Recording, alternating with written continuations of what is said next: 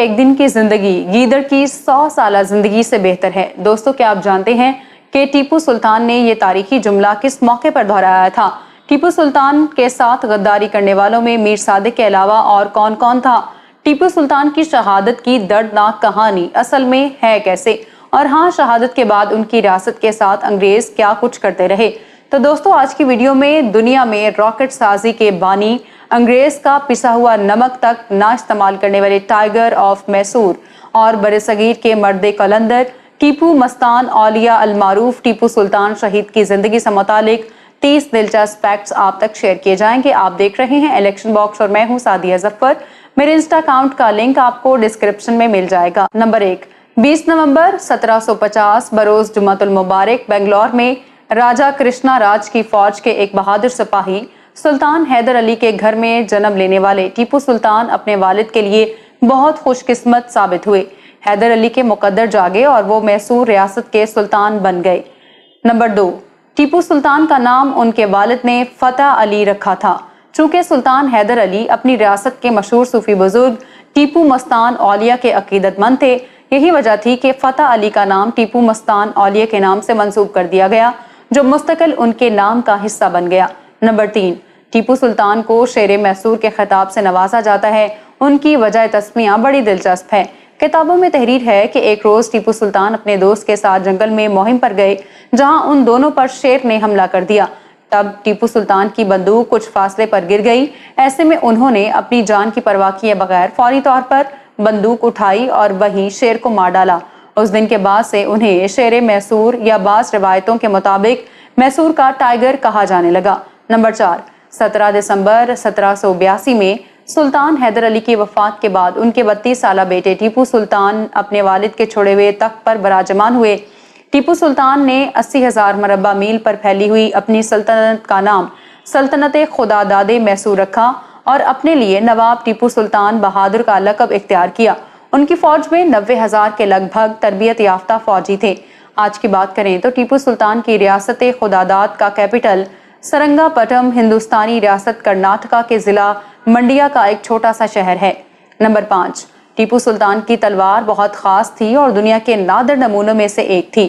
تلوار کا وزن تقریباً 7 کلو 400 گرام تھا، جسے ووڈس نامی خصوصی سٹیل سے بنایا گیا تھا۔ اس تلوار پر ٹائیگر کی تصویر نقش تھی۔ یہاں میں آپ کو بتاتی چلوں کہ سال 2004 میں جب ٹیپو سلطان کی تلوار کا آکشن کیا گیا تو انڈیا کے امیر ترین شخص وجے مالیا نے وہ تلوار 21 کروڑ میں خریدی۔ نمبر 6، برصغیر کی بدقسمتی تھی کہ حیدرآباد دکن کا نظام جو کہ مسلمان تھا، اسی طرح سے تامل ناڈو کی ریاست ارکاٹ کا نواب محمد علی اور مہاراشٹر کے مرہٹوں نے ٹیپو سلطان کی طاقت کو اپنے لیے خطرہ سمجھتے ہوئے انگریزوں سے اتحاد کر لیا۔ ٹیپو سلطان نے انگریزوں کی بڑھتی ہوئی طاقت کو روکنے کے لیے ترکی، ایران، افغانستان اور فرانس سے مدد حاصل کرنے کی کوششیں کی، مگر کامیاب نہ ہو سکے۔ 1787 میں انگریزوں کی حمایت سے مرہٹوں اور نظام آف حیدرآباد نے میسور پر حملہ کر دیا، مگر شکست کھائی۔ پھر 1779 میں تینوں نے مل کر دوبارہ سے میسور پر حملہ کیا۔ یہ میسور کی تیسری جنگ کہلائی، جو 3 سال جاری رہی۔ انگریزوں کی چالوں اور اپنوں کی غداری اور بے وفائی سے ٹیپو کو انگریزوں سے صلح کرنا پڑی۔ تب ریاست نے 3 کروڑ روپے تاوان ادا کیا اور ٹیپو سلطان کو اپنے 2 شہزادے عبد الخالق اور معز الدین کو بطور ضمانت انگریزوں کی تحویل میں دینا پڑا۔ یہ دونوں شہزادے 2 سال تک انگریزوں کے پاس رہے۔ نمبر 7، ریاست خداداد کے لوگ ٹیپو سلطان سے بہت محبت کرتے تھے۔ مورخ لکھتے ہیں کہ اس موقع پر عوام نے اپنی خون پسینے کی کمائی ان کے قدموں میں نچھاور کر دی، حتیٰ کہ عورتوں نے اپنے زیورات تک خزانے میں جمع کرا دیے۔ نمبر 8، سلطان ٹیپو کو انگریزوں سے اس قدر نفرت تھی کہ وہ ایسٹ انڈیا کمپنی کا بنا ہوا نمک استعمال نہیں کرتے تھے۔ نمبر 9، شہید ٹیپو سلطان سائنس کے دلدادہ تھے۔ ان کی ریاست میں کئی فرانسیسی لوگ جاب کرتے تھے جو بندوق اور گھڑی سازی کے شعبے سے وابستہ تھے۔ نمبر 10، سلطان ٹیپو نے اپنی ریاست میں انگریزوں کے ساتھ تجارت کو ممنوع قرار دیا اور غیر ملکی مصنوعات پر پابندی لگا دی۔ اسلحہ سازی سے لے کر کپڑے، برتنوں کی تیاری، لکڑی کے سامان، ریشمی مصنوعات اور لوہے وغیرہ کی صنعت میں ریاست میسور نہ صرف خود کفیل ہو گئی بلکہ بہت سارے سامان برآمد بھی کرنے لگی۔ نمبر 11، ٹیپو سلطان باغبانی کی طرف بہت زیادہ جھکاؤ رکھتے تھے۔ وہ غیر ملکی معززین سے بیج اور پودوں کی کئی اقسام مانگتے، بنگلور کا لال باغ بوٹینیکل گارڈن ٹیپو سلطان ہی نے بنوایا تھا۔ نمبر 12، ریاست میسور کی خوشحالی کا اعتراف اس زمانے کے ایک انگریز نے ان الفاظ میں کیا تھا کہ میسور ہندوستان میں سب سے سرسبز علاقہ ہے، یہاں ٹیپو کی حکمرانی ہے اور میسور کے باشندے سب سے زیادہ خوشحال ہیں۔ نمبر 13، شہید ٹیپو سلطان کی دینداری کا یہ عالم تھا کہ جنگوں میں مصروف رہنے کے باوجود ان کی کوئی نماز قضا نہیں ہوئی۔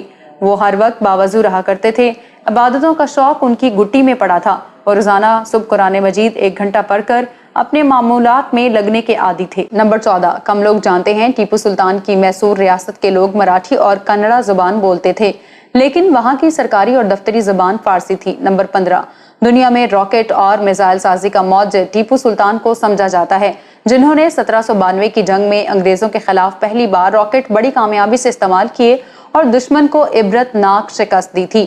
ہندوستان کے سابق صدر ڈاکٹر APJ عبدالکلام نے ٹیپو سلطان کو دنیا کے پہلے جنگی راکٹ کا موجد قرار دیا تھا۔ ان کے بنائے ہوئے راکٹ کا ماڈل آج بھی لندن کے ایک میوزیم میں موجود ہے۔ ٹیپو سلطان کی طرف سے انگریز سامراج کے خلاف استعمال ہونے والی توپیں بھی برٹش میوزیم لندن کی زینت ہیں۔ نمبر 16، امریکہ کے خلائی تحقیق کے ادارے ناسا کے میوزیم کی ایک دیوار پر ٹیپو سلطان کے ایجاد کردہ راکٹوں اور میزائلوں کی تصاویر آویزہ ہیں۔ نمبر 17، ٹیپو سلطان نے ایک پرنٹنگ پریس بھی لگوایا تھا جس میں ایک ہفتہ روزہ قومی اخبار چھپتا تھا۔ ان کے اپنے ہاتھ سے لکھی ہوئی ڈائری لندن کی برٹش لائبریری میں رکھی گئی ہے۔ نمبر 18، ٹیپو سلطان کا دور عوامی فلاح و بہبود کے حوالے سے ایک سنہرا دور تھا۔ ان کی تعمیر کردہ عمارتیں، باغات، مساجد آج بھی ان کے کمال فن اور ذوق کا پتہ دے رہی ہیں۔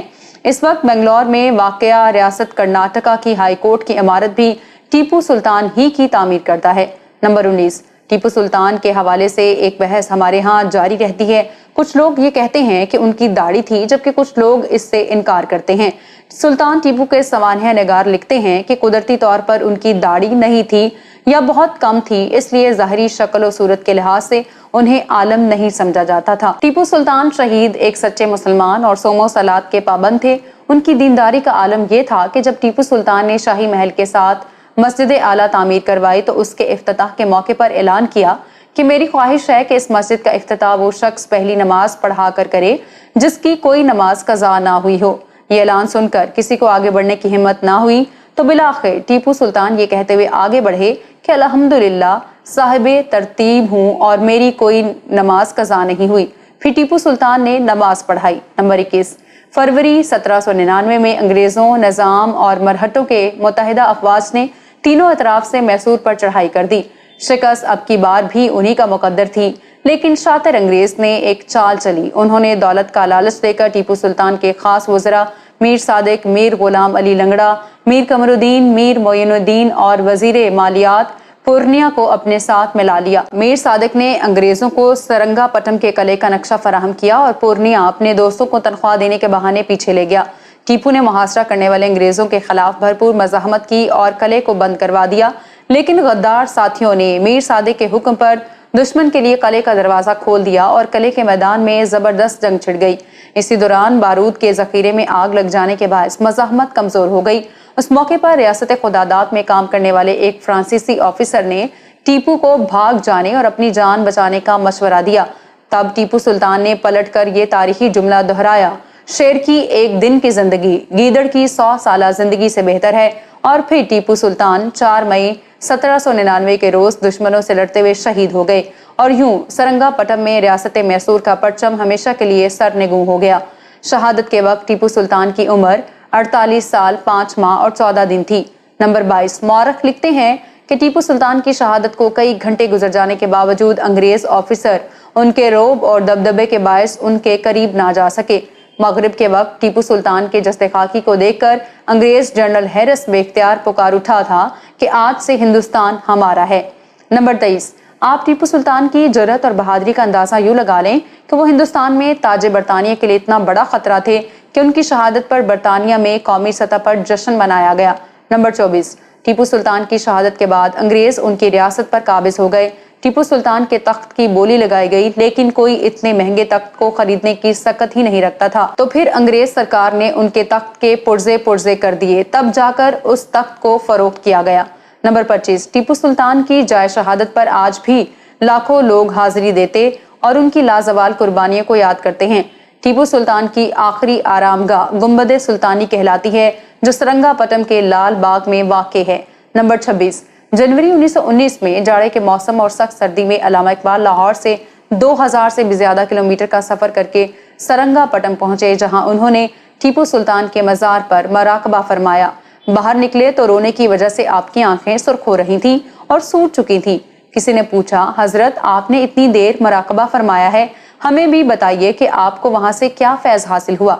अल्लामा इकबाल ने जवाब दिया कि वहां से एक पैगाम मिला है कि अगर इस दुनिया में मर्दों की तरह जिंदा रहना मुमकिन ना हो तो मर्दाना वार जान कुर्बान कर देना ही जिंदगी है। नंबर 27, टीपू सुल्तान को अरबी, फारसी, उर्दू, फ्रांसीसी, अंग्रेजी समेत कई जबानों पर दस्तरस हासिल थी। वो मताले के बहुत शौकीन थे और उनके जाती कुतुबखाने में कई हजार किताबें थी। नंबर 28, शहीद टीपू ने ख्वाबनामा के नाम से एक किताब भी लिखी, जिसमें उन्होंने अपने तमाम अफकार और नजरियात को बड़ी खूबसूरती से कलमबंद किया। नंबर 29, टीपू सुल्तान कहा करते थे, लोग बदी तो हंस हंस कर करते हैं, लेकिन उसके नतायज रो रो कर भुगतते हैं। अंग्रेज हिंदुस्तान और मुसलमान दोनों के लिए खतरा और दुश्मन हैं। उनके वजूद से वतन की सरजमीन को पाक करना इस्लाम और मुल्क दोनों की सबसे बड़ी खिदमत है। जिस कौम में गद्दार पैदा होने लगे, उस कौम के मजबूत कले भी मिट्टी के घरोंदे साबित होते हैं। नंबर 30, पाकिस्तान में टीपू सुल्तान के उन्वान से एक उर्दू फिल्म बन चुकी है, जिसमें लेजेंडरी एक्टर मोहम्मद अली ने उनका किरदार निभाया था। जबकि बॉलीवुड में पिछले चंद सालों से ये खबरें सामने आ रही हैं कि ग्लोबल फिल्म्स के बैनर तले टीपू सुल्तान फिल्म बनाने की तैयारियां हो रही हैं, जिसमें एक्टर शाहरुख खान या फिर अक्षय कुमार को मेन रोल मिलने की कयास आराइयां हैं। मैं उम्मीद करती हूँ आज की वीडियो आपको पसंद आई होगी। अगर आप हिंदुस्तान की तहरीक आज़ादी के हीरो सैयद अताउल्लाह शाह बुखारी के 30 दिलचस्प हक़ाइक़ जानना चाहते हैं तो यहाँ ऊपर क्लिक करें। राय अहमद नवाज खान खरल शहीद के बारे में जानने के लिए यहाँ नीचे, और इमरान खान के मुकम्मल फैमिली बैकग्राउंड पर डॉक्यूमेंट्री आपको यहाँ मिलेगी। वीडियो को लाइक करें, शेयर करें, इलेक्शन बॉक्स को सब्सक्राइब कर लें और हमारी वीडियोस को देखते रहें। अल्लाह हाफिज़ नासिर।